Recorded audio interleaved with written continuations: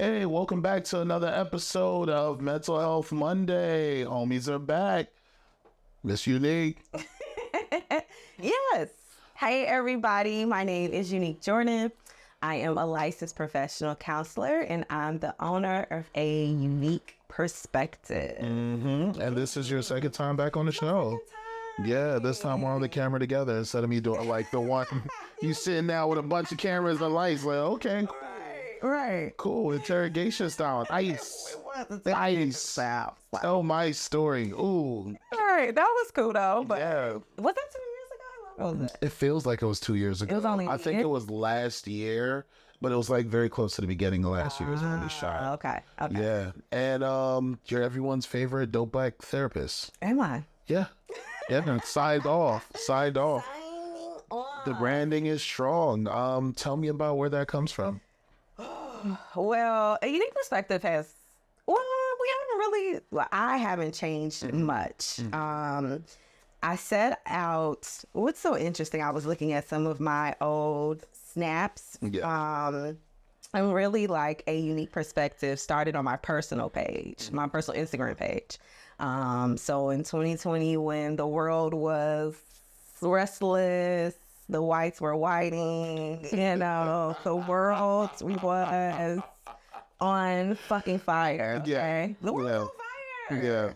Yeah. And that's another side note. Just to think that we went through COVID. My daughter was just reminding me about like how we couldn't go outside. You remember that? Yeah. I do. We could not go outside. But anyway, The kids will let you know. the kids will be like, Yeah. don't You remember forget. when we couldn't? Right. Yeah. I do. Never forget. Yeah. But yeah, so it started on my personal page where I was documenting the issues I was dealing with on a professional side. So at this point, I hadn't opened up my private practice. So, I'm just a regular worker, still doing counseling. But again, just the social and racial unrest was irking my spirit. And I shared this with you before. We did a whole interview. Interview, guys. Yeah. I'll put the link. Right down. I'll put the link right down. Yeah. It's a good interview too. So, yeah. Drop the link. But no, so anyway, I was just kind of like venting to, again, my personal audience about like, hey, we need to, get our mental health together. Again, shit was just falling apart. Yeah. And I started to record educational videos on my personal page. And just, speaking my mind more about, again, just the work that needed to be done for our community. And then the light bulb came on and said, well, why don't you make a page, right? So how it went was venting on my personal. Then I came up with a bright idea to open up my own private practice. And then it transitioned into my business page. So You also encouraged to open up your private practice because of all the fuck shit that was all the fuck shit, yes, left and right. And actually, well, July, I guess, is the month that I was no nonsense. So July is a huge month for me in terms of different anniversaries. Like yesterday, I celebrated 11 years of having my license. Facebook reminded me of that. I didn't even know. Okay, right. I was like, oh, 11 years ago that I actually took my test. But it was also in July that I opened my private practice. I didn't open it up. I registered as a business. Yeah, paperwork. Yeah, paperwork. Yes. Important. Yeah. Very important, Black businesses. Have you had to create paperwork for your new stuff in terms of the pins? No. Okay. Okay, so it's just all under the business. You're good. All in the business. Yeah. Yes. Yeah. Scaling the brands. Yeah. Yeah. Proof some concepts. All of the things. I advertise. It is a business. It is black. Yes. Look at me go. Successful too. Yes, and I pay every year to keep this name going. Yeah. But anywho, so my brand essentially just came from a very like authentic, transparent place to be like, hey, we're dealing with these issues. We've been avoiding these issues for a very, very long time. You were talented, very talented at avoiding the issues. Talented. Okay, trained, conditioned, all of the things to again, just be avoiders. And so, like I said, just coming from a human perspective to say, hey, y'all, like, we got to pull it together. So, fast forward to 2023, I just made an announcement actually yesterday. I don't know if you saw Was it. that the blue? It was like a blue color flyer. No. Okay. What's that's with them?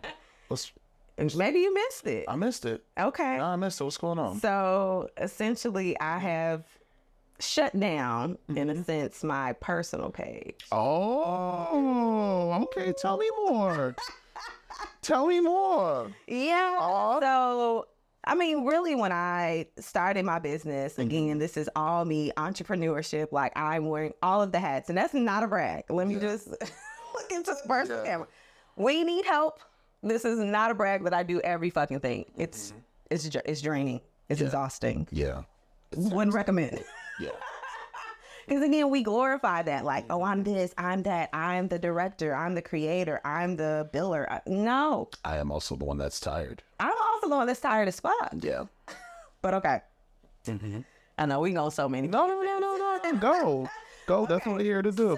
So, when I transitioned into entrepreneurship, I didn't really post that much on my personal page because I was, posting, on my business page and pouring all my energy there. But, every now and again, I'll drop a little picture like, hey, y'all, or, a little story or something like that. But as of yesterday, I said, thanks for all the love, all of the support. But I'm just, again, moving in an even more space of transparency. And I said at the beginning of this year, well, no, I'll take that back. No, last year I said that this year's was very personal for me. Yeah. And my content, I'm ready to shake the table. Okay. I've seen Shake the Table posts like it's coming. The table is pre-shook. He said, just shake it. Yeah. Just shake it out. Just get ready. Yeah. But no, like, just as a therapist, and not to say that every therapist has to subscribe to this, but I don't know. God just has put on my heart to be very bold. I've always been a bold person. Saying the things that people don't want to say. Yeah. It got me in a lot of trouble, though. But it was up to say. It wasn't wrong. They just didn't want to hear right now. That's all. They didn't want to hear, or it was my delivery, as I think I shared with you before, about like, speaking your mind. You have an honest face. Oh, yeah. You have an honest face. That's all. Honest face. That's what it is. Yeah. Okay. That's all. I had an honest mouth, too. I mean, that too. But it usually starts in the face to let you know, hey, it's coming. Yeah. 1, 2. Hello. Yeah. So, okay. So like I said, every therapist doesn't have to subscribe to this or follow this path, but I'm ready to tell it all in terms of like things that I've gone through, relationships,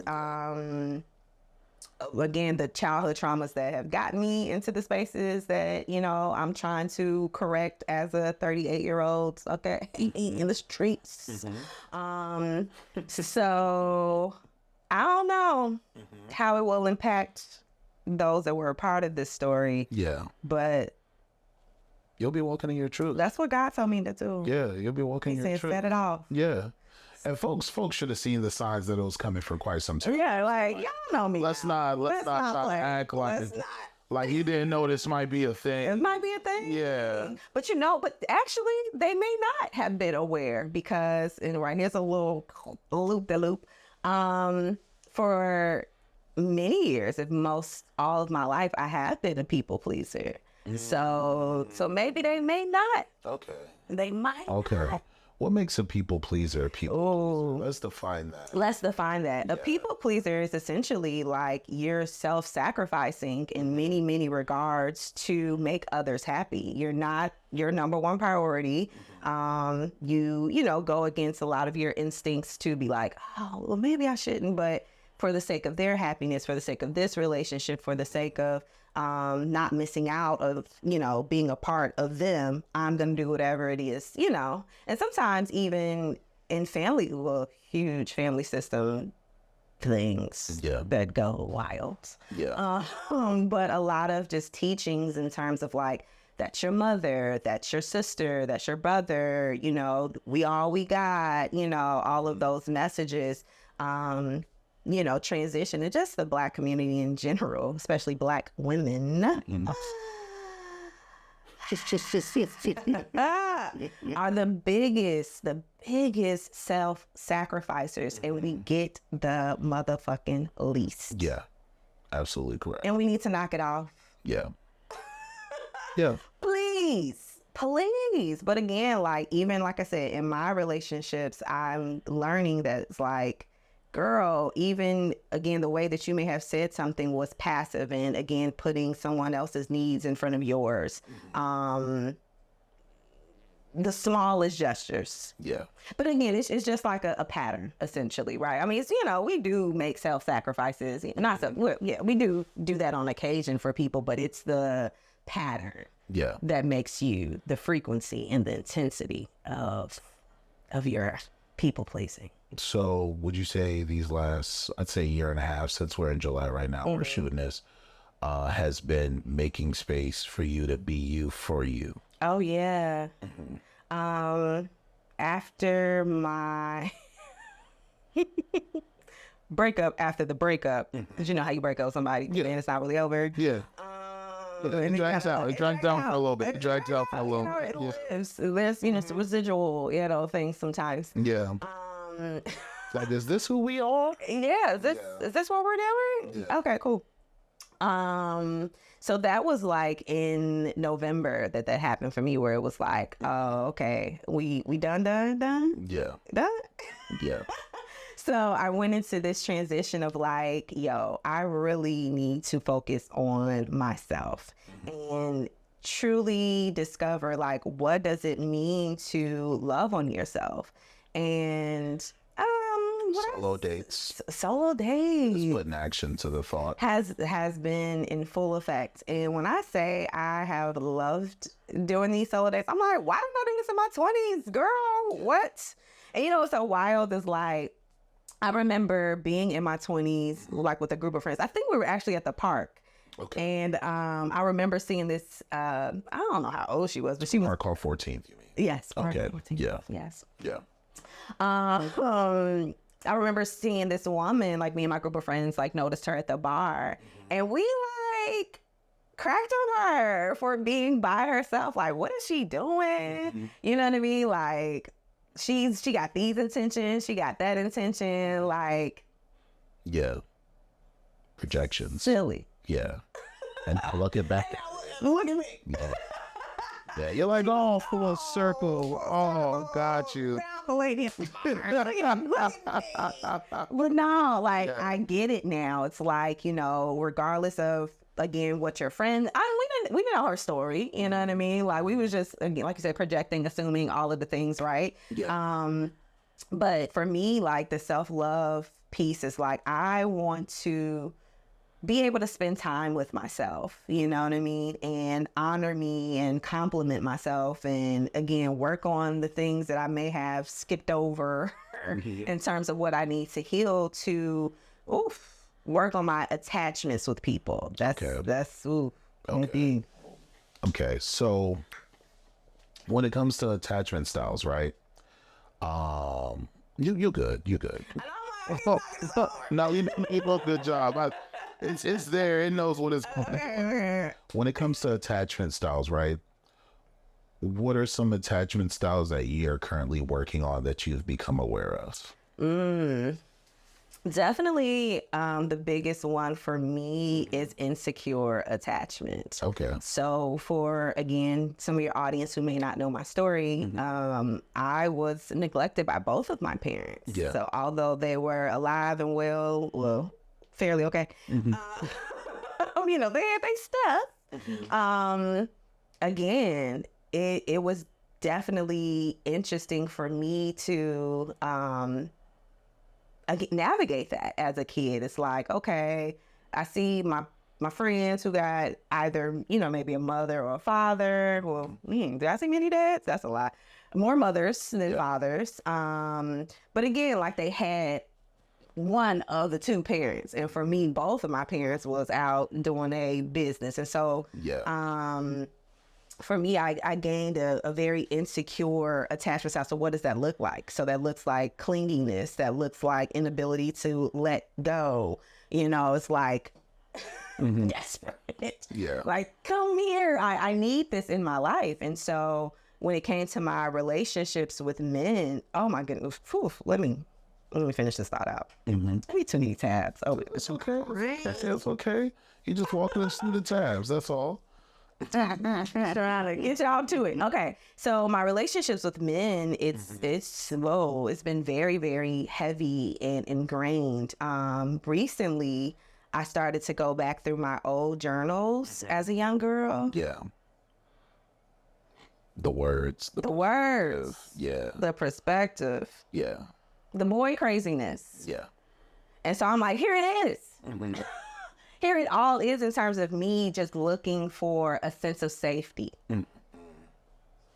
Yeah. Baby. And no one made that for you. Well, I'm not going to say no one. My parents. You were safe enough. You were roof overhead, food on table, but emotional net wasn't there. Wasn't there. Yeah. And I'm an emotional being. We all are emotional beings. I think for me, I was a very, and I always say this, and this still rings true to today, like I'm very intuitive. And so, and I was recently telling my therapist that like I grieved parts of those losses very, very early. Like I knew what the fuck was going on, but I just didn't, quite understand. But I'm like, oh, you outside, this is what you're choosing. And I guess, in terms of me trying to find other safe spaces, I knew I had to pivot. Like I knew that y'all, of course I still had that yearning to, hey, but I think early on I was like, yeah, they ain't got it. Yeah. So I'm not going to find it here. I ain't going to find it here. But, gratefully I had my grandmother, I had my grandfather. We had moved in with them. So they kind of, create a little bit of a safety net, but it's, Environment-wise, would you say you had more of a blended family?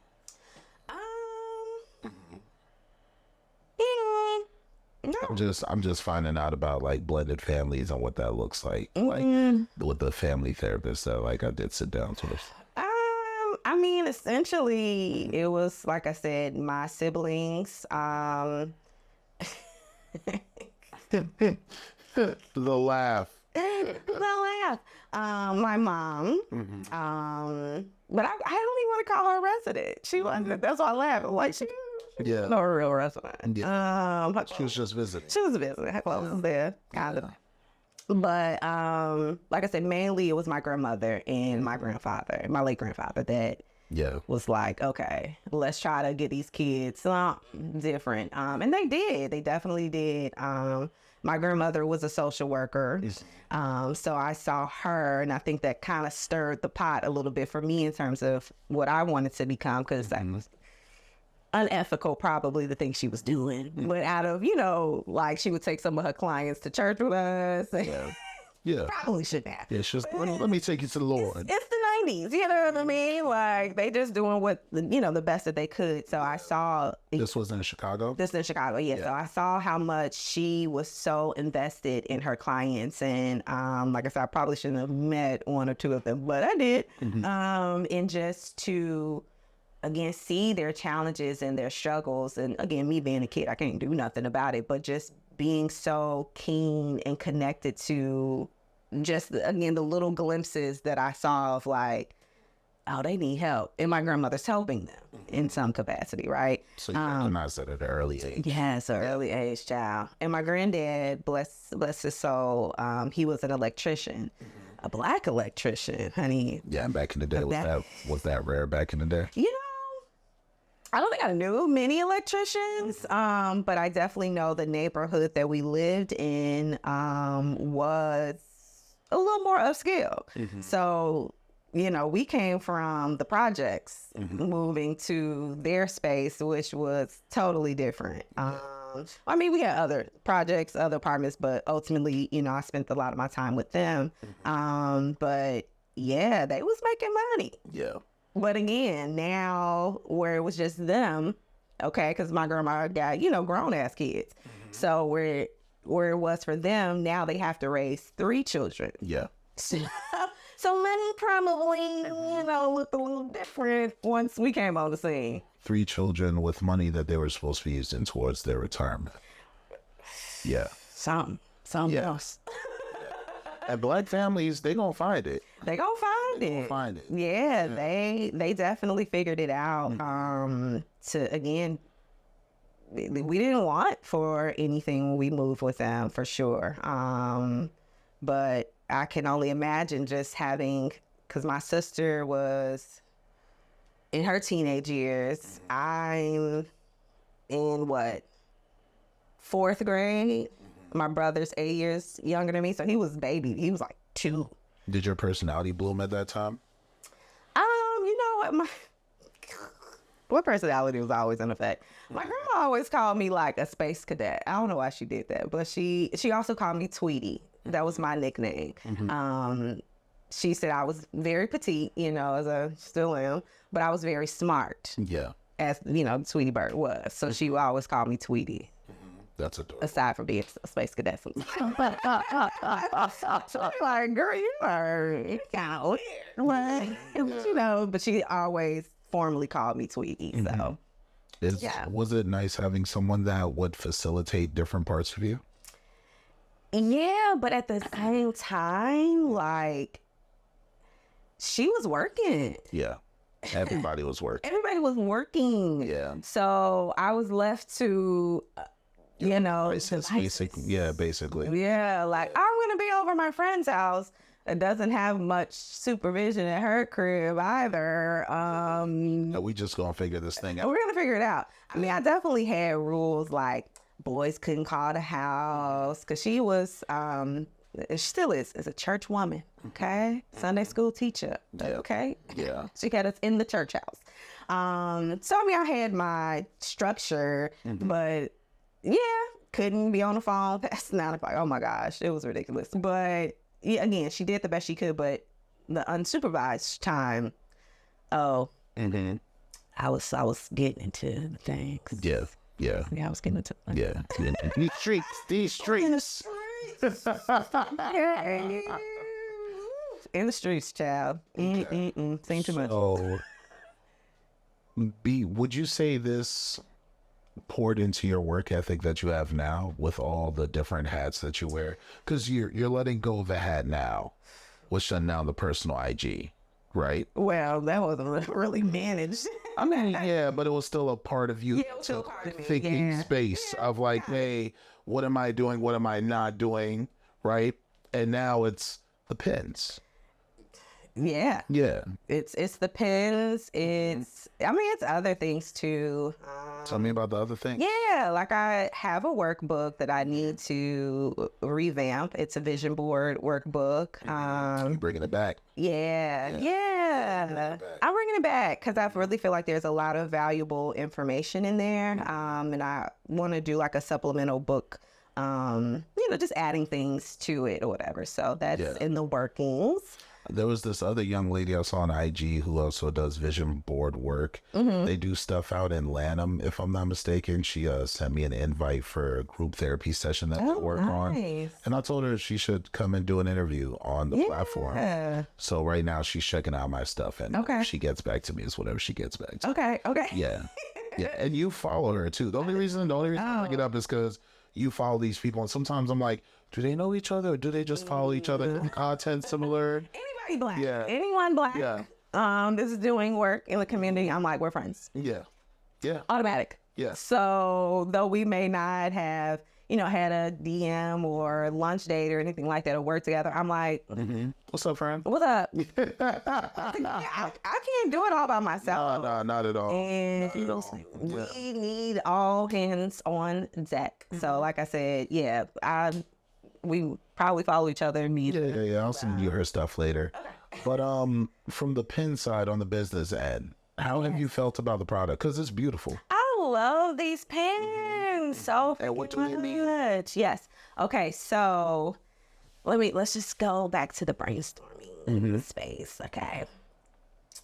you know, the creative brain, it never sleeps. You know, it's always something, always an idea. Yeah. So many ideas in the creative brain. But one night I was just kind of like, you know, I wanted to come out with some merchandise, and I wanted to create pins, and this is no shade, okay? No shade. None. But I just didn't want it to be like a regular pin. You know, you do like A lot of details are in these pens. a lot of detail in these Yeah. people. But I didn't want to like do like, yeah, mental health rocks. Yo, that is not shady. That is not shady. Nah, that's not shady. Address your mental health. Yeah. Like, I didn't want to do that. And so, yeah, I was just looking at different ideas or different pens in general. And so I was like, how can I create something funky and cool and just speaks to our culture, you know what I mean, in general, that's like, Yeah. mental health is the fucking shit, right? So, I don't know which one came first. Wow. I should probably know these things. This is a chicken or egg moment. Right, or which one But that's not a bad thing though. That's not a bad thing because everything has flowed. Everything is flowed. And honestly, it did, like, that process for me flowed. I think the boundaries bottle, I remember etching that out. Yeah. And because I think I had seen something similar, inspired by like I think it was a spray bottle that I had seen, and I was like, how fucking cool. Hey. Like when you spray a can, like, hey, and get off there. Yeah. And I was like, how fucking cool will it be to, because I had already been promoting boundaries. I mean, that's one of the pillars of my brand. Huge pillar. A huge pillar. Okay. And I was like, how about slapping boundaries as, you know, a spray bottle and then putting, because underneath it says anyone can get it. And so I drew it out and, you know, all of the things. And the team that I was working with at that time helps me kind of formulate it a little better in terms of making it About finding the team cuter. reaching out. Well, I was working with them at that time, so they were helping me just with overall branding and graphics and stuff like that. So it was kind of like a one-stop shop. So we had already had our relationship together, but I was like, hey, I want to create these pens. So like I said, I had a little etch of what it could look like and like help me, because that's not my thing. I got you. Well, Yeah. it's not the same team that does production work out in Virginia, right? Okay, they doing well? I don't know. Okay. Okay, that's a good answer. I'll take that. Good. Yeah, I'm not yeah. sure. But But when they were there, it was a blessing. it was helpful. I will say that I learned a lot about myself. A lot about myself. And I always tell my clients that people are mirrors of you. Yeah.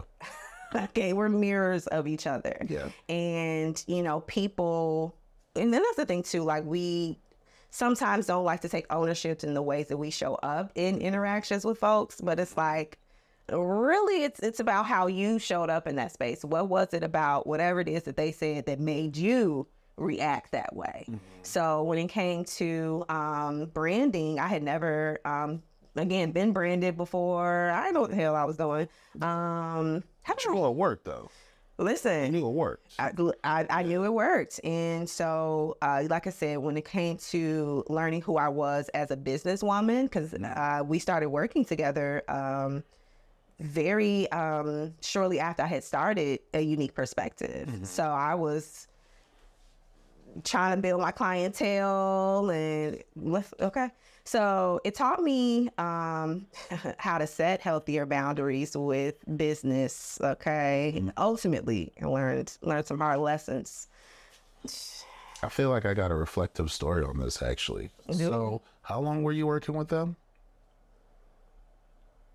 I think a year, They were a little over a year. I think they were the ones who told me about you. Yeah. Yeah. So blessings to them for that, Yes, right? yes. So my editor and I broke up, right? And when that happened, I was like, I'm very much, if you could quit, I have no issue with anybody quitting. I think it's healthy to quit. Yeah, People should right. practice quitting, right? Yeah, I got it. My whole thing, though, is just let me know, hey, I'm tired. I have a lot going on. Because, like, if I have an expectancy of you and we've had this relationship for quite some time, if I start hitting you up and there's no responses or nothing, I'm gonna think something's wrong. Like, Are they okay? are they okay? Yeah, and They're fine. they're very fine. They are very fine, right? Yeah. And we had a talk about it a year and a half ago when he did this before. And I said, hey, man, whenever you get worn out, just let me know what's up. Yeah. He told me it like related to mental health, very personal stuff. And I was like, hey, I appreciate that. But like, you do have to communicate to the people that you've built relationships with, or they're going to treat you like you've treated them. I say, hey, next time you do this, just understand, I'm not going to pick up the phone to see what's going on. And when it happened right around my birthday, I was like, I've been here before. I know what's coming. So that's why I've been like, I feel like I was already practicing in terms of like buying equipment, getting my lights, getting my cameras together, learning how to edit stuff myself. How do I want things to look? And now with you, how have you gone about editing your videos and putting things together? And this is a call. This is a call for action right here. Oh, Jesus. Anyone who's listening to this, it has been a struggle for sure. Because we had to break up. We had to break up for real, because I'm like, oh Jesus! I don't talk too much about that. Yeah, that thing. I could talk about it though. It's up to you. I'm always down. I will tell. I have no issue about a breakup story. Yeah, no, I think and acknowledging breakups are important. Yeah, because like there's a certain part that like that's my responsibility, but there's a certain part that belongs to them. Oh yeah. Has nothing to do with me. Yeah. Send that back. I tell my clients all the time. Yeah. Stop carrying people's shit. Say return to sender. This is yours. You don't need to carry the I don't need to carry that. Yeah. This is your jacket actually here. And that's ironic because that's advice I've been giving people behind the scenes. Like, hey, return to sender. When things go wrong or when things go right, because both sides understand what part of that is yours, what part of that is theirs, what's in between. Because sometimes there's an in between that like only exists because people are holding hands together. And once you let it go, all right, hey, we did a good job. Right. Even if it's bad, we did a good job being bad. That's we're out. So I mean, the thing was with them is that we produced beautiful work together. It was the process trying to get to that beautiful ending that was draining. I recently saw this podcast and I was like, oh my gosh, this is what happened to me. To where I think what is it called? Sleep is for the lazy. Have you ever heard of that podcast? No, but Sleep is for losers. Something like that. Sleep is for something. I don't necessarily agree with the title. Sleep is for losers. I've heard of that. Yeah. But okay. So one of the podcast hosts confronted his graphic designer. Are you talking about Chan? Black guy glasses, tall, thin. They out in Georgia. I don't know. And that old girl that be with him. Yeah, I know what you're talking about. Yeah, wife or girlfriend. Sleeping for suckers. Yeah, no, I used to watch a lot of their stuff. Okay. I took a break, but like they have good stuff. Yeah, they do. Every now and then, sometimes like, hey, take a break, come back to it. That's all. Okay. Good business advice. Yes. Yeah. So, anyways, he was interviewing his graphic designer, and he was like, "How come you don't turn in things when they're due?" And he was like, do you know that you're like lying to me? Like when you're telling me you're going to send me something in. Oh, he gets straight to it. He gets straight to it. And so the graphic designer was like, yeah, I mean, sometimes like I do have the intention, but, things may happen, or it's not as perfect as I want it to be. So I want to send you something that, again, doesn't need much revision, just different things. But I'm still going to put this video out because I've taken a pause on my videos, but I will be back. With a vengeance. I will be back. Yeah. But in my experience, it was the over-promising and under-delivering. Yeah. But at the end of the day, no matter how much rapport we have, and that was the issue, I think that there was way too much closeness in the lines of professionalism and you know, we're cool on a personal level, got way too blendy and meshy. Yeah. To where, again, you feel like you can talk to me in certain ways. Where I'm paying you a service and you're not, you know, sending me my shit on time. And I've had multiple conversations with you. Yeah. So for me, you know, I got taught a big lesson about like how much grace do I extend? Also boundaries when it comes to just keeping it strictly professional. And I had a struggle with that because I'm like, I'm a naturally like, hey, community, you know what I mean? Like love on me, love on you type of person.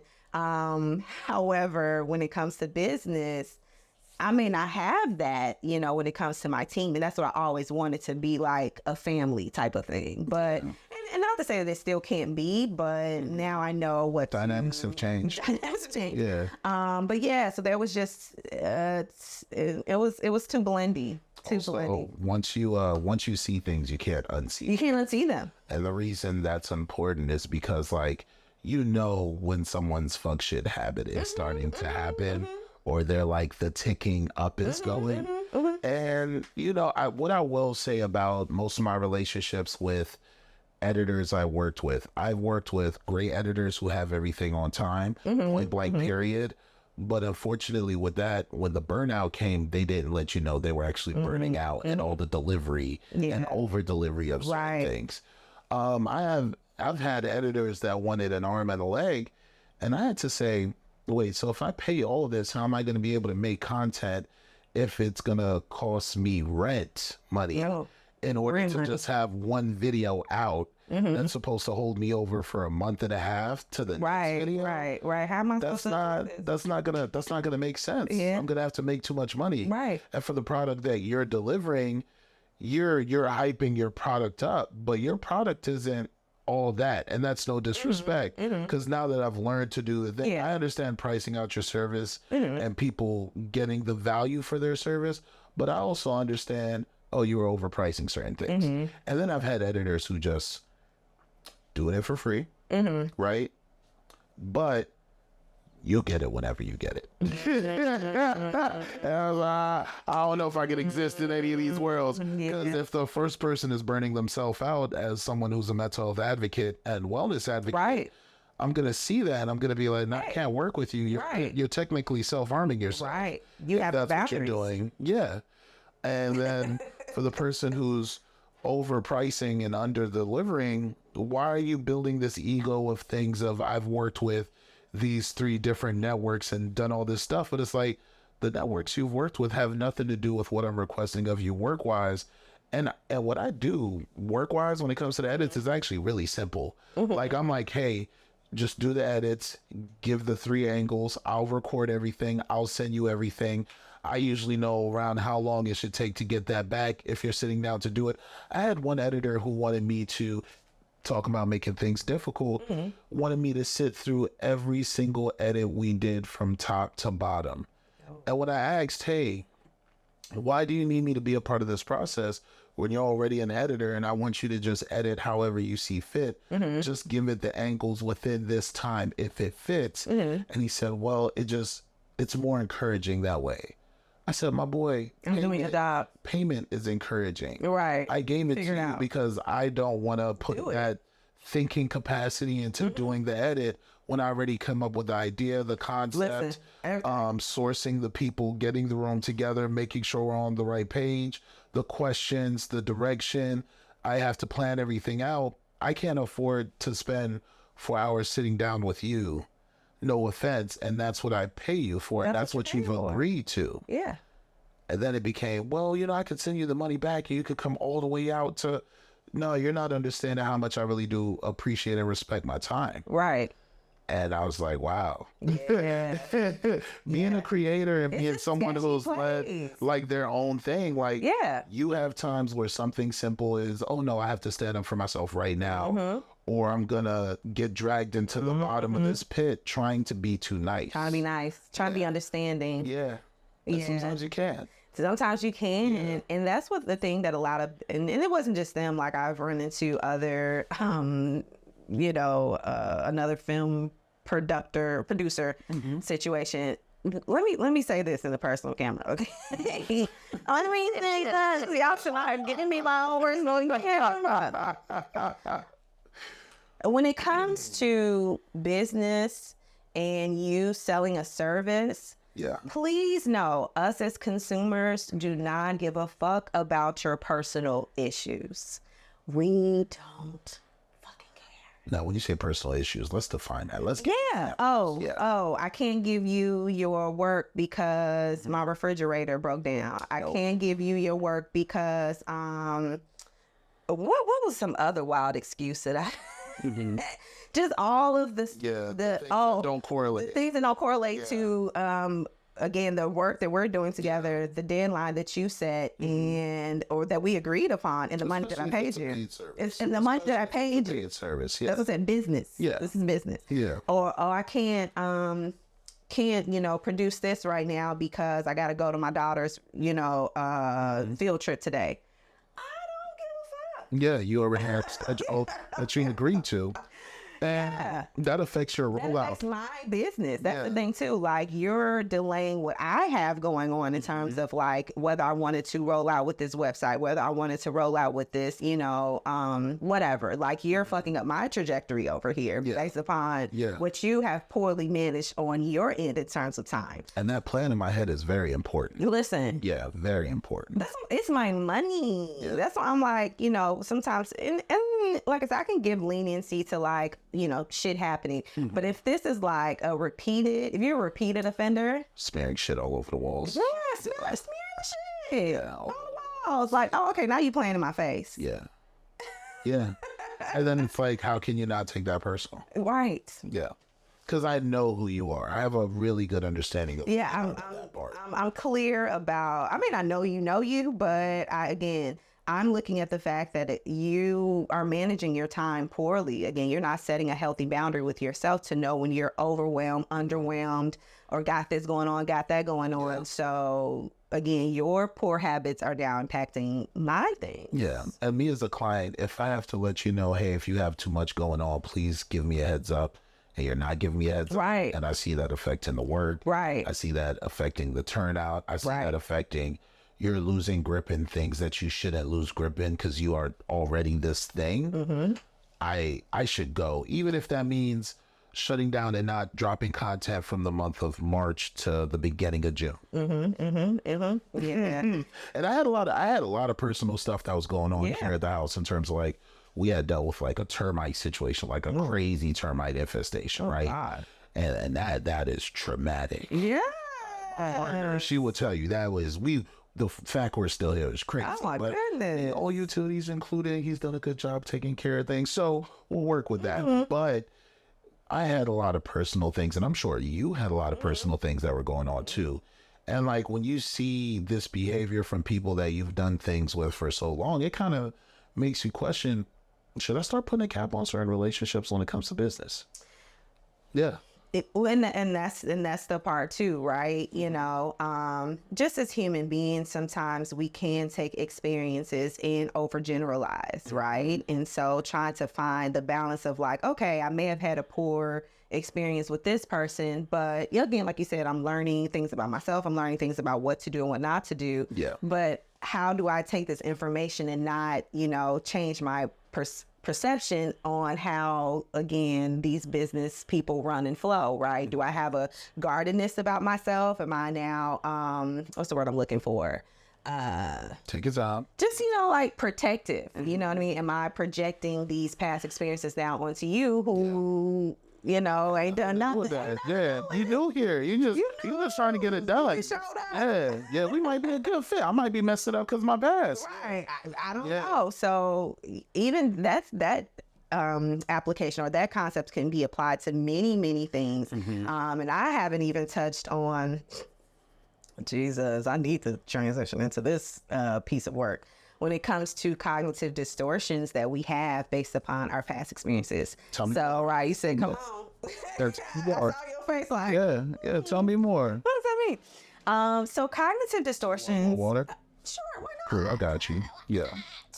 But cognitive distortions pretty much are again, the way that you see things, but we see things under this umbrella in a negative light.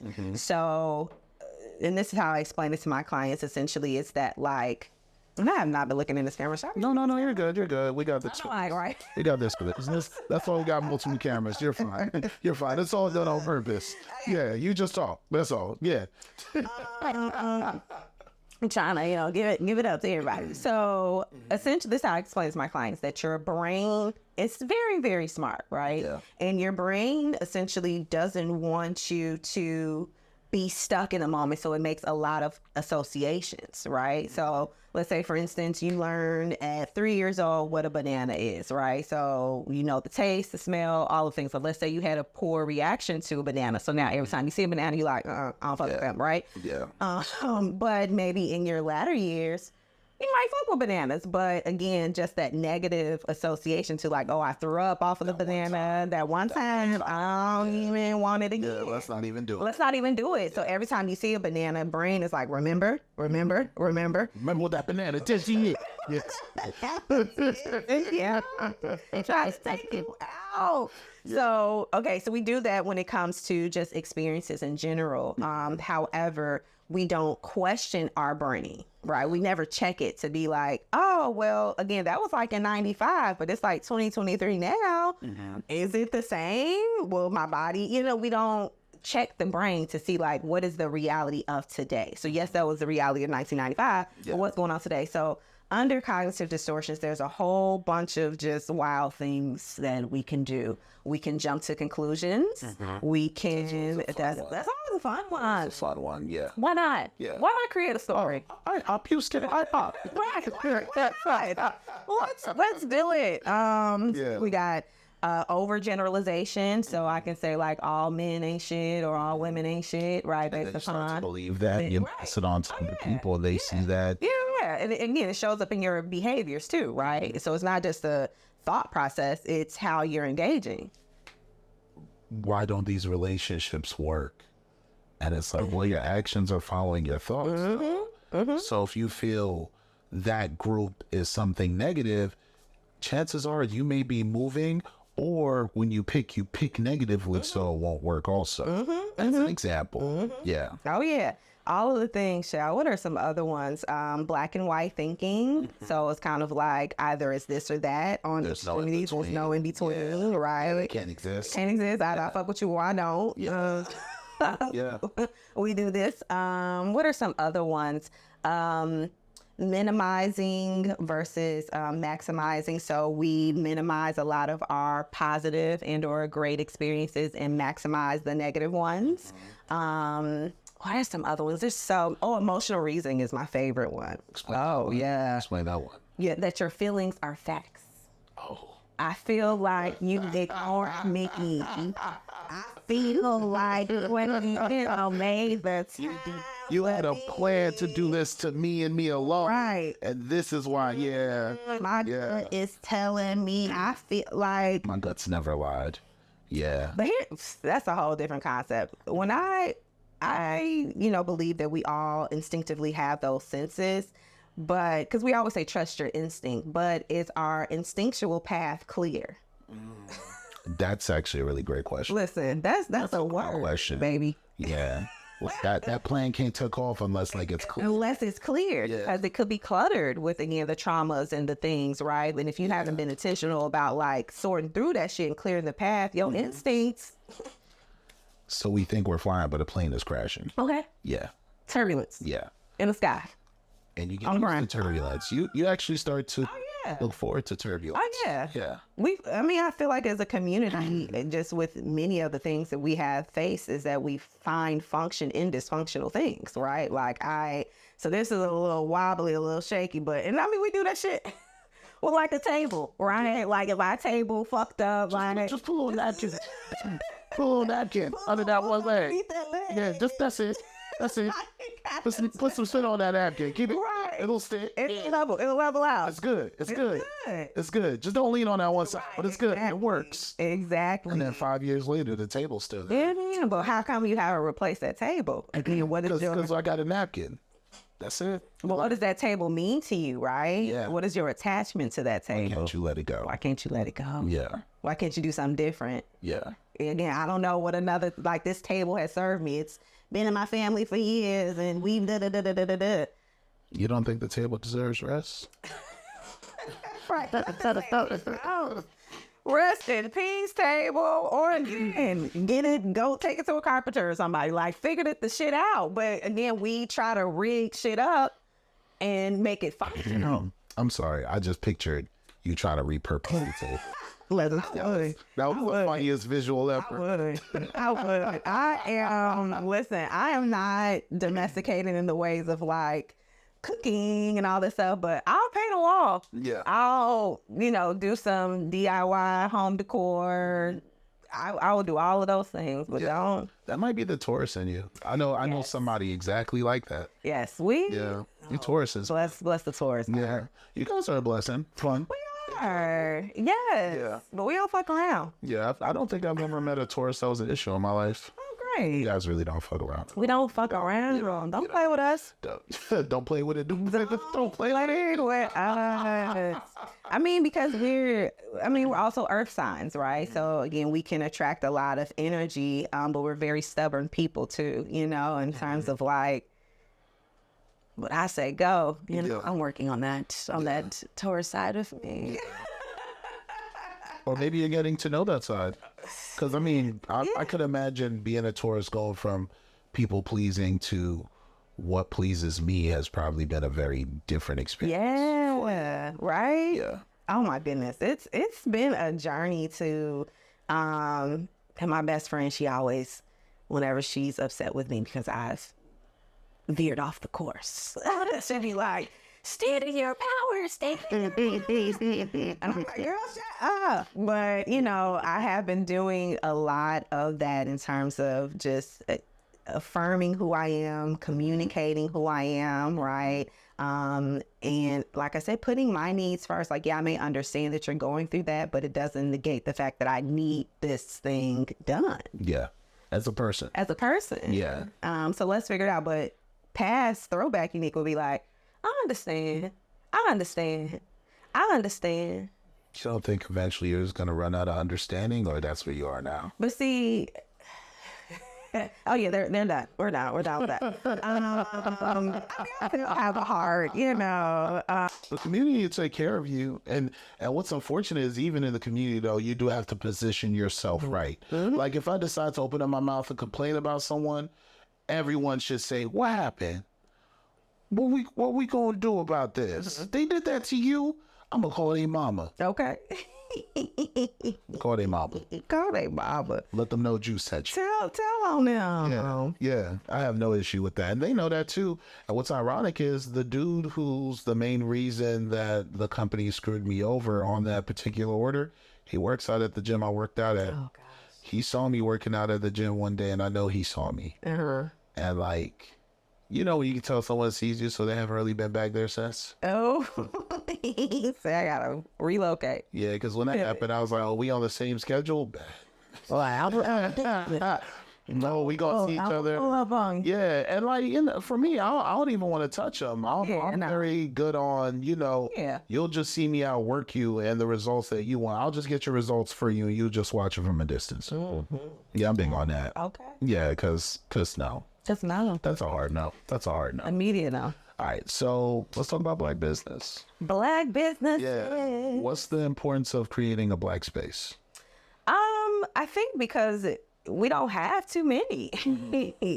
I know we were talking earlier about a lot of businesses that are sprouting up, and congratulations to all of them. But we still need more. So like, even, when you were talking about other therapists that are doing great work in the community, and I'm like, amazing. Because again, I can't be the savior.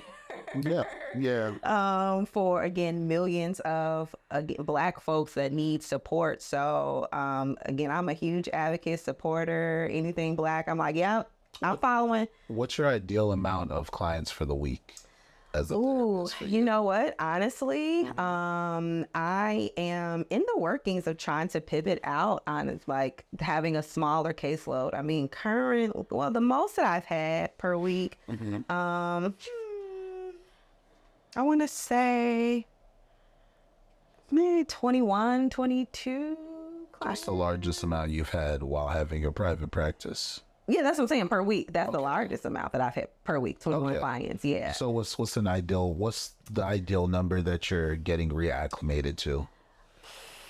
I haven't figured that out yet in terms of that particular formula, because I want to get more into workshops and group spaces, more impact, less output. Okay. I feel you. That's why I've been moving. Yeah. That's why I've been moving the way that I've been moving. I feel you. Yeah, I feel you on that. Yeah, absolutely. Yeah, because therapy, man, like, although this is very second nature to me, like, it's a lot of work. Okay. Yeah. And you know, sometimes I reflect on just my career path in general, and a lot of my work in the beginnings were working with foster youth. So I was doing that was honestly where I got some of my early beginnings in terms of counseling. And then I transitioned into working with adults, but it was white adults, majority, right? And so now... were there reservations there? No, there was not. Because I wasn't woke. Yeah. Okay. I was sleeping at the wheel. Yeah, sleeping at the wheel. Just trying to, again, because, you know, we've been taught to be focused on your career and, you know what I mean, like grind and all those things. So really, I was invested in the work that I was doing, but not necessarily like concerned about the population per se, right? I was just kind of like, okay, what do I need to do to move up in my career, and whatever is around me in terms of my environment is what I'm going to work in. So, you know, when I've pivoted into private practice and seeing, again, what's my percentage, you know? I want to say in terms of racial identity, 97% of my clients are Black. I have an Indian, Hispanic. I feel like I may be missing, but minorities. Intentionally. Okay. But I guess I didn't. So now, okay, I'm working with strictly Black folk all day and night. Yeah. Okay. And then in dealing with our traumas and all the stuff that we, you know, have experienced as a community, but also adult ass fucking issues. Yeah. So this isn't like kid shit, like, oh, my parents won't let me, you know, stay out late. This is like, I got bills to pay, you know. Again, I'm dealing with these huge losses in my life when it comes to death and grief and, you know, all of these things. So it gets heavy in the streets. I mean, and I just put this post up yesterday. Like, I thoroughly have a good time with my clients in session. Like, we kiki, you know, some sessions may be heavier than others, you know, for certain.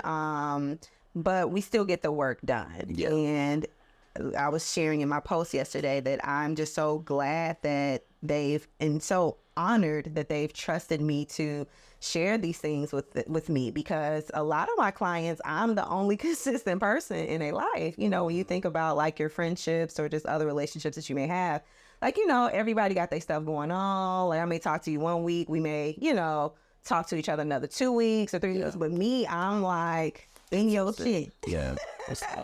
All the time. What's going on? So there's definitely like a huge or deep relationship when it comes to your therapist. So it's so important that, you know, whoever it is that you're being vulnerable with in that capacity, that again, you feel seen, you know what I mean?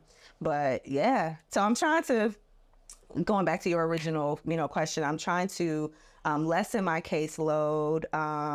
I want to open up a group practice so that I can have other therapists doing their thing. So I'm trying to pivot. So is a group practice a a place where multiple therapists work in one place? You know what? I have dreams of wanting a wellness center. I think probably in the beginnings it'll be more remote because that's just kind of like the climate that we're in with when it comes to therapy. Yeah. But I definitely want like a hub. But I think the beginning will be more so of like, remote stuff. We come together collectively, once a month to, do some powwow shit. But until I get the physical location, it'll probably be remote. How do you go about saving up for that? Is it like, hey, you get a loan for like an establishment? Are you in the middle of the process? So we answer that later. Yeah, I think that's something to answer later. I haven't dipped. That's another story. But I haven't dipped my toe in it per se. But I don't imagine it being more challenging than it was starting as an individual practice. And I know that may sound a little weird because it's like, okay, you're going to be responsible for people underneath you. But in terms of getting a loan and stuff like that, I mean, honestly, when it comes to my overhead as a therapist, I'm just paying for the application that I use in terms of, having the telehealth sessions. Yeah. Would you say you're about to say something important? I see the numbers. Yeah. You was going in. Go ahead. Go ahead. Go ahead. Yeah. Okay. No. But no, it's that in terms of, again, the platform that I use. I do want to contract out and have a billing service to do all of my, because I told you I primarily accept insurance. And that's another thing that I wonder, like, am I willing to get out of that? Because of how these insurance companies are shiesty. I have not had any issues with insurance Well, I mean, on a grander scheme of things, like as long as you're subscribed and I'm billing things correctly, I mean, you get little glitchy shit every now and again, but for the most part, it's the money, right? So it's like, and I do follow a lot of different like therapist influencers in terms of like scaling up your price because you're due that money in terms of the work that you put in. And so I am conflicted sometimes about whether I do want to scale up in my price, but then it's like, I think I'm okay for where I am right now. I mean, also as someone that runs your own private practice, technically, if you worked for someone, your money would go up naturally every year anyway. But it would go in their pocket. Right. Yeah. It would go up naturally. But it will also go. But that's another thing too. Like when you think about larger organizations, I mean, a lot of the spaces I worked for, they did accept insurance. So, but again, their pricing may be different. And you know what? You're now making me think about, because I recently reached out to my state representative and I asked her, I'm going to circle back around her ass. I asked her twice. I said, how can I renegotiate my contract with insurances? Yeah. And she didn't answer me. That's her job. That's her job to answer you. Yeah. Especially specifically for that. Yeah. Yeah. Thanks for that. Because you just, put off a light bulb. Again, they may be getting a different contractual amount in terms of, but I'm sure someone is renegotiating their shit on the back end. So there's a bunch of people. So a lot of people. Has to be. Yeah. So yeah, thanks. It's still a business. It's still a business. And I think that's where a lot of people lose receiving help. Help is a business. That's the world that we live in when it comes to living in the U.S. Right. So I remind a lot of folks that I do provide services of connecting them with the right therapist, or the whole reason behind these interviews are for people to vet you guys and like see who would be a right fit. Right. But outside of that, unfortunately and fortunately, the price is still the price. Price is the price. And if the person gives you their time and they're phenomenal at what they do have to get paid. I'm big on that. Now, I'm also big on trying to do things like, when I do the fundraisers to cover people's therapy, and what I plan on doing coming up soon is sit down with the folks whose therapy we covered. I want to have that conversation on like, what kind of difference did that make in your life? And like, why do we need more programs? Because like, with the way the U.S. is going, we're about to lose a lot of significant programs, and like it's everything is going to start going into, what's the name of that? GoFundMe. Everything's about to become a GoFundMe. So it's like, I can't tell someone whose job, especially in this terrible job market, go get a better job and get help. If you don't have it, I don't blame you. So that's why we make content, but I also let folks know the content is just the starter kit. It's not the solution. It's not the solution. That's why when folks ask, well, let's get home safe, I'm like, we cover these 4 topics, not in depth, just always an example: depression, anxiety, ADHD, suicidal ideation. I do interviews with therapists that you guys could shop for.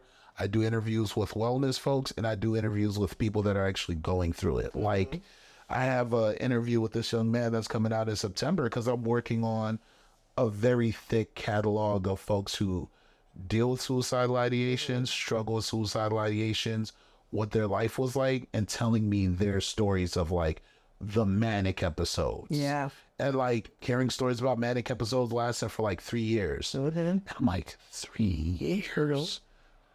You know how many relationships you've probably been in, people you've made friends with, things you've said while being in an episode for 3 years? Yeah. That's a lot. Yeah. But yeah, I think just, and that's another little caveat of a unique perspective in terms of like honoring everyone's stories, right? So I have my, situation of experiences, you have your situation of experiences, and being able to like showcase that. So I think the fact that you'll be soon interviewing people who are, but here's the thing though, like, we're all in the throes of fucking life. Yeah, all of us. That just happens to be your chapter right now. Right. And again, just kind of like shedding those stigmas and shedding that shame, and people just don't understand that there's so much power in just sharing your story. And that's what I tell my clients all the time. Like, sometimes when we think about healing, we think of all of these grand gestures, like, oh, you got to do deep breathing, you got to, da, da, da, da. But it's as simple as just telling your story, because a lot of people are unheard, even in conversation, if you think about people that you, just maybe on the phone with, how much time do you honestly truly get to share, what's going on with you, right? For whatever reason, right? The person may be going through some stuff and you're like, okay, well, I'm gonna, put my little stuff on the back burner, you know what I mean? To just be a listening ear. But it's just so powerful to be able to have someone like be intentional about listening to what's going on with you. Yeah. We did the wellness event, Safe Space. How'd it go? It was extremely successful. Yes. So successful. I actually interviewed one of the guys that came to the event yesterday. He's working on reinserting himself to being an attorney, and he's a yoga instructor now. And, he was bringing up how crucial it is to have those spaces. But like he said that me and the guy, Britt, we did a great job of not only creating vulnerability, but he's like, I remember how empowered I felt. And the whole conversation we had, I didn't give anybody any tools. I told him, I said, the most important thing to me when it comes to you guys showing up to this is your approach. I was like, I'm going to make 21 days of videos for you guys, and that's going to be dropping on Monday all the way to the end of July. But I need you to understand tools are useless unless the person behind it does the work intentionally and you have the right mindset. And I was like, I can't teach you vulnerability if you don't understand what vulnerability looks like in your life, because all of you are going to define vulnerability differently from what you didn't have in your life and what you have had in your life. And I said, that's going to be the hardest part for you guys, figuring out what fits for you, because I'm only going to see you guys for these 2 hours right now in this part of your life. We're at work. And you're going to have all those other days without me. Yep. And if you guys come to our other events, we're going to be doing once a month. That's only going to be 2 hours in a month. But like, you're going to be by yourself. So like, I told them, I was like, what we did was I asked everybody how their day was, because I wanted to start to see why are they here. And then I asked them all, how do they define vulnerability? And every answer was different. And what we did was we broke down what advice the person would need for that perspective of that part of their life that they're in right now. And I said, okay, when it comes to building a safe space for yourself, you need to understand what a safe space looks like, who's a part of that safe space. And as you become more vulnerable and you grow, you're going to have to start letting people go. Oh, yeah. I was like, a lot of people are obsessed with heroes, but I was like, you need to be a villain. You need to be a hero. Understand when it's your time to be that and stand in it correctly. Mm-hmm. And then I was like, don't be afraid to make mistakes. I was like, we're not here to be perfect. We're just here to help you figure out what that looks like for you, and you get the thing you need for yourself. That's all we got. Right. That's it. Yeah. And a lot of them that have been hitting me up, they're like, they're really excited for what's next. And they're like, you should become a therapist. And I was like, I don't think so. I don't think so. I was like, I think I'm able to give you guys this perspective because I'm not a therapist. And that's okay. And that's okay. I got great friends who are therapists, and you guys could all get in contact with them at some point. Because listen, it ain't for everybody. Yeah, and majority of the room was black.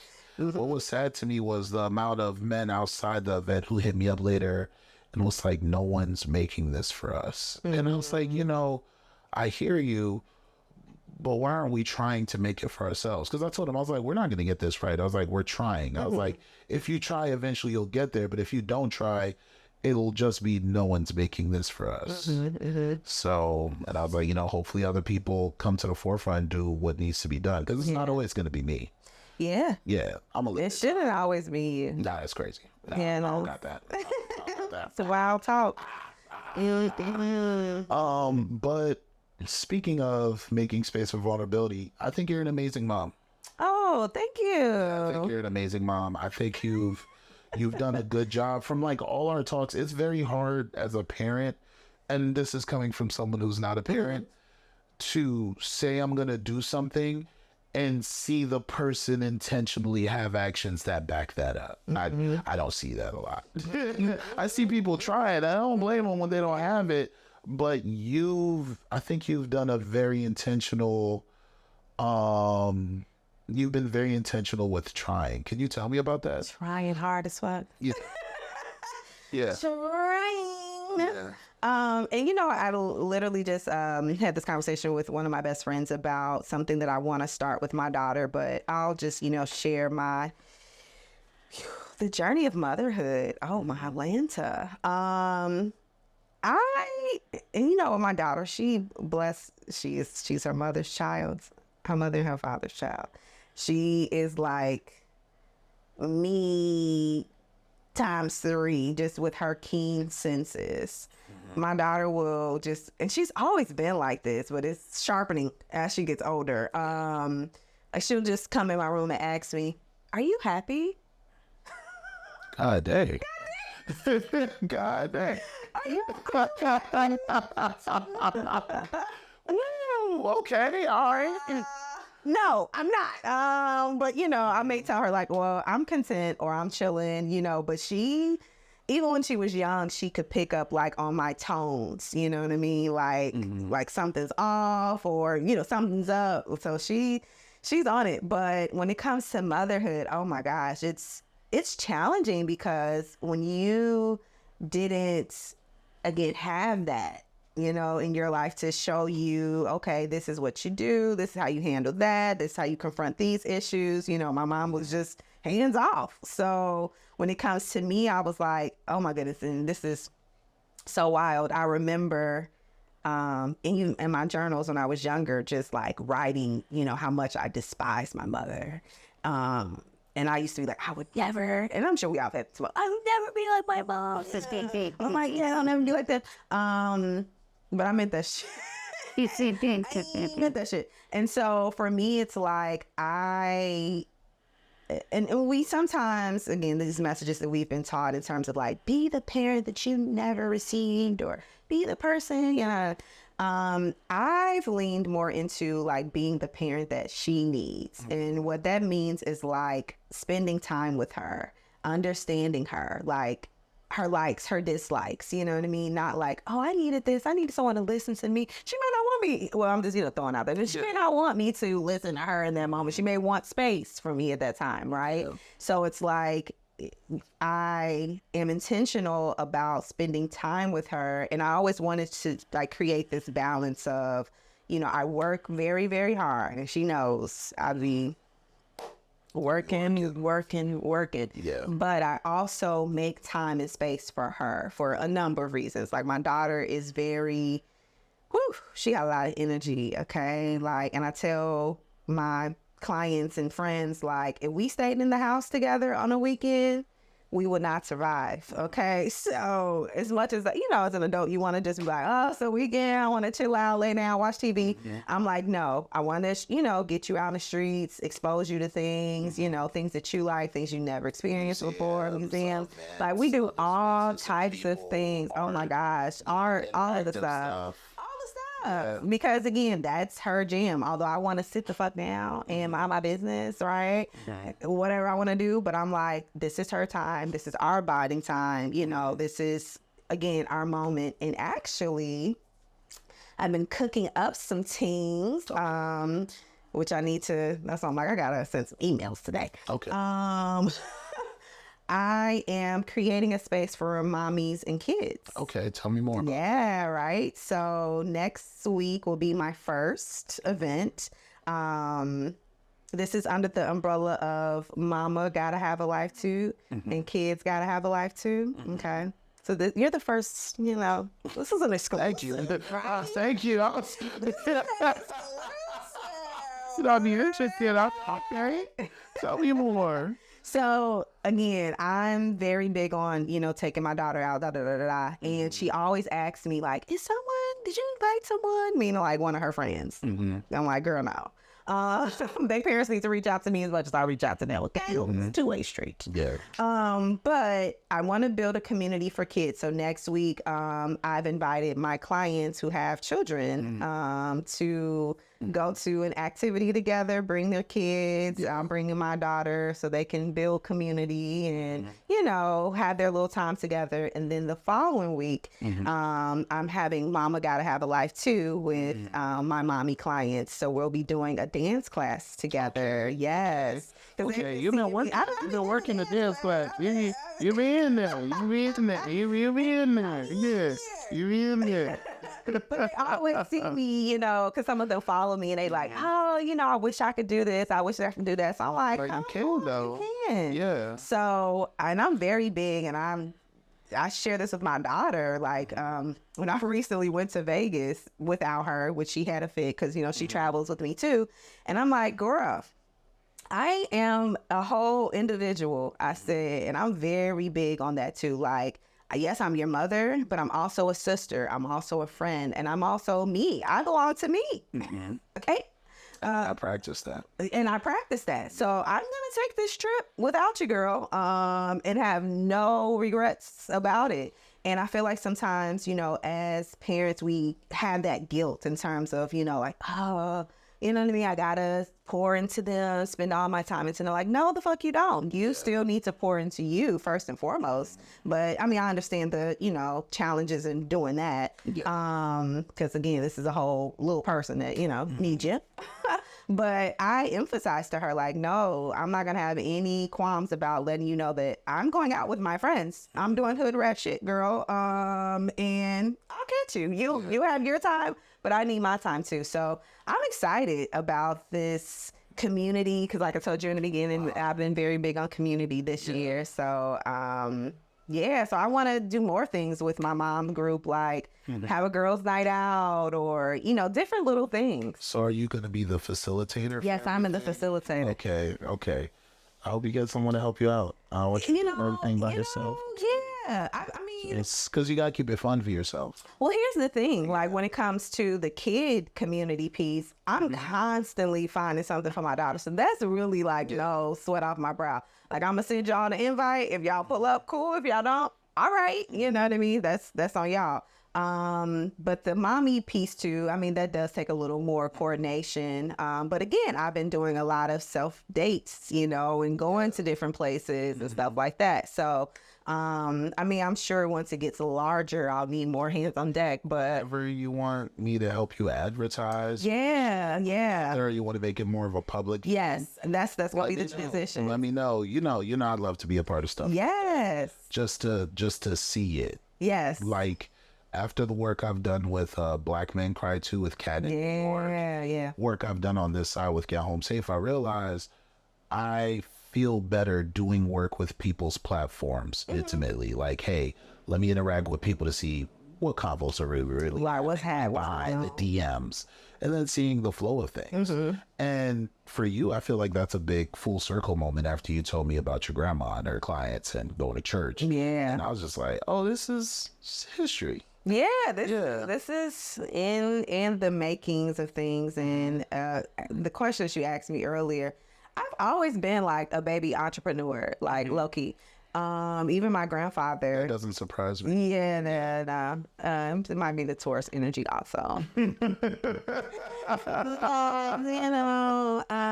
But no, just working alongside of my granddad. Like, I don't know what that man was into, but he some pyramid scheme type stuff. We were like sending vitamins to people. I don't know what it was. Yeah, you got it done. I got it done. I was licking stamps, and even I used to grade. I don't know why she let me do this, but I used to grade homework. I was like in the 5th or 6th grade, grading homework for like 3rd graders, like from my old teachers. Well, that's a good thing though. Practice makes perfect. Yeah, I don't know if I was supposed to be seeing. I don't know about that, but like Fidelis, it probably facilitated you critiquing your work just a little bit more too. Because like when you start, what I've noticed outside of like the stuff that I do with Get Home Safe, when I'm in the gym, if I see someone doing something wrong, I'll be like, hey, shift your elbow this way, you're gonna tear your tendon. And when I see people improve, if I do the thing they did 5 weeks later, I'm like, you need to shift your elbow. You're gonna tear your tendon juice. And I'm like, oh, okay, because I correct them. Right. the self-talk. Yeah, it comes in real quick too. Like, so you gonna correct people, but you're not gonna follow your own advice? Oh, that's crazy. That's crazy. Is it what you doing, baby? Yeah, and it's so easy to become the mistakes you warn people about. So I feel like that was the bar. Right. I look into the camera like, and I mean, I think that's been a big part of my my personal development in terms of like, and not to say that I have been, but I never want to be fraudulent in how I move. I never want to tell you guys, oh, do this, do that, especially with my clients, like, oh, girl, you need to lead him, all of these things. And I'm not following that in my personal life. And so I think that, again, that's the merging of the personal IG and the professional IDs to be like, this is unique 24/7. Like, there is no, behind the scenes, I'm this, behind the scenes. No, this is me. And you guys gonna get you one of these. Okay. Yeah. What? Please. Yeah. Please.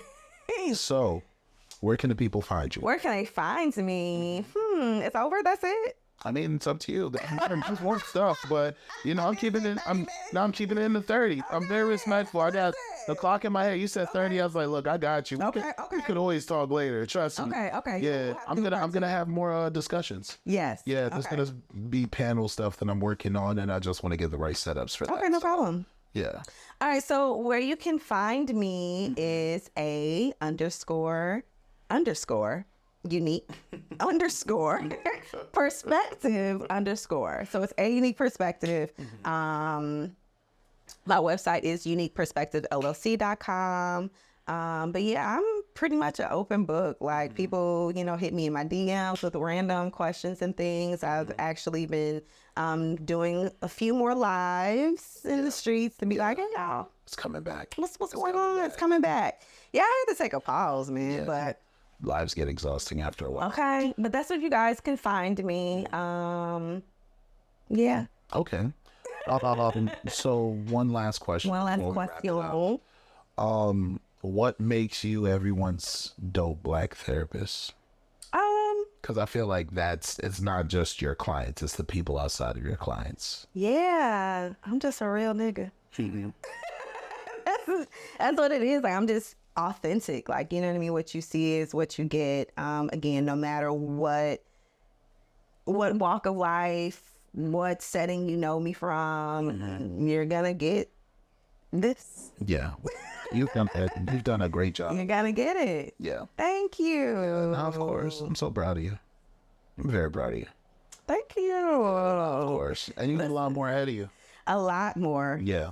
A lot more. And, you know, I just want to, I think what also makes me a dope Black therapist is just, again, my boldness to be like, yeah, this is what's happening. This is what's going on. This is what needs to be corrected. Like, I'm not afraid to go against the grain. Yeah.